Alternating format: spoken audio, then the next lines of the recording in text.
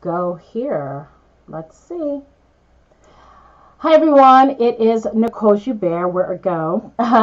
It's Nicole Joubert, and today I'm going to be talking about two different things. One is something that I find that I deal with, and it is very I if you're growing a business, if you're living life, this is something that you deal with. And one of them, after that, I'm going to end it up with a little tip, a little Instagram tip. So one of the things that I find that as I'm growing my business from the very, very beginning, doubt creeps in.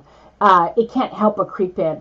And what I have found is that things are what I say they are. Like either they're this or they're that, but whatever I say is eventually what things become.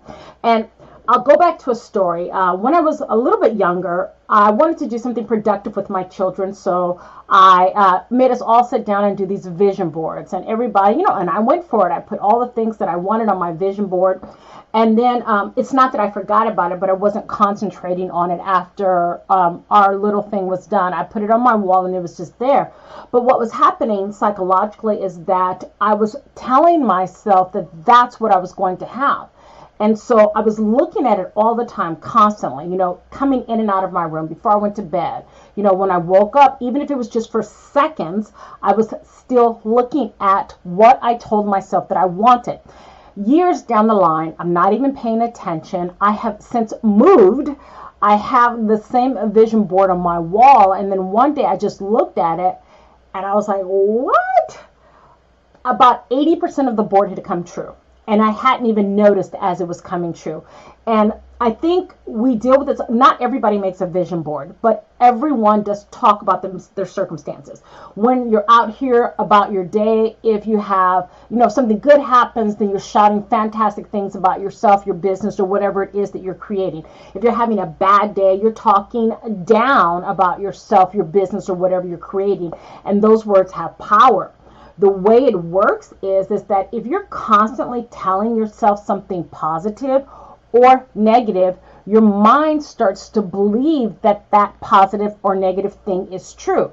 And when your mind believes it, it'll start walking you in the direction of that to make it true if it's not true. So if you're constantly feeding yourself negative thoughts, oh, I'm so this, I can't do this, I'll never be this, why am I always this, which is negative, then your mind is going to feed into that and is going to believe, and it's going to start walking you in that direction.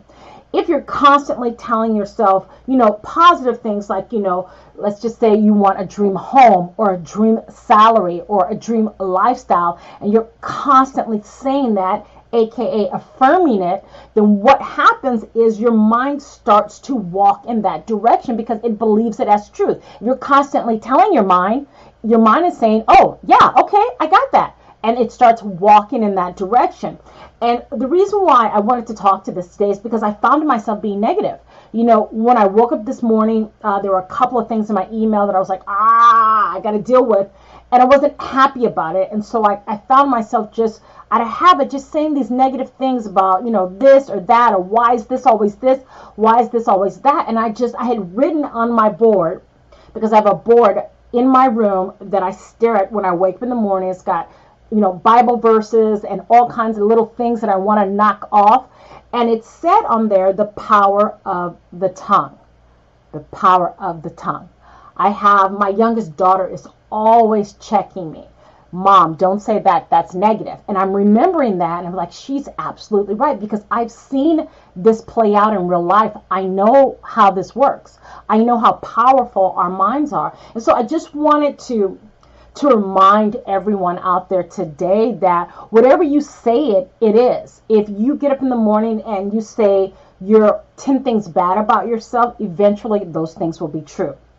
If you're in the worst circumstances that your life has ever been in, like it can't get any lower than this, but every single day you're saying 10 things positive about your life and where you want it to be, then one day you'll look up and it'll actually be there. So I just wanted to remind, I don't know who needed this. I know I needed this, but obviously someone else did because it was heavy on my heart.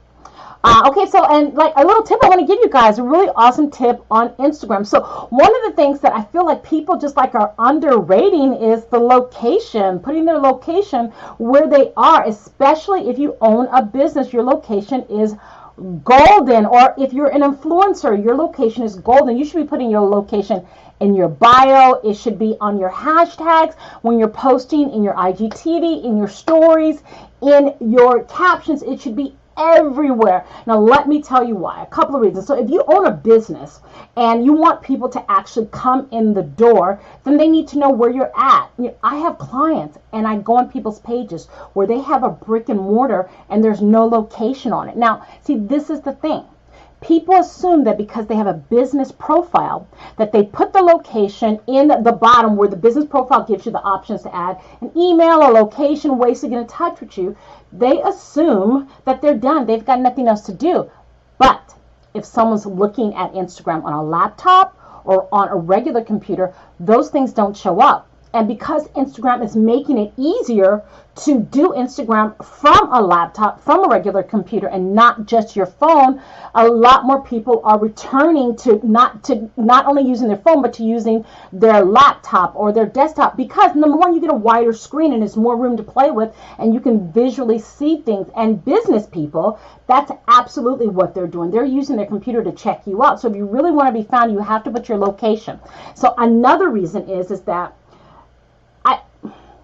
I don't necessarily consider myself an influencer in the terms that I get paid to pitch products. But the technical term of an influencer is someone who has sway over their audience.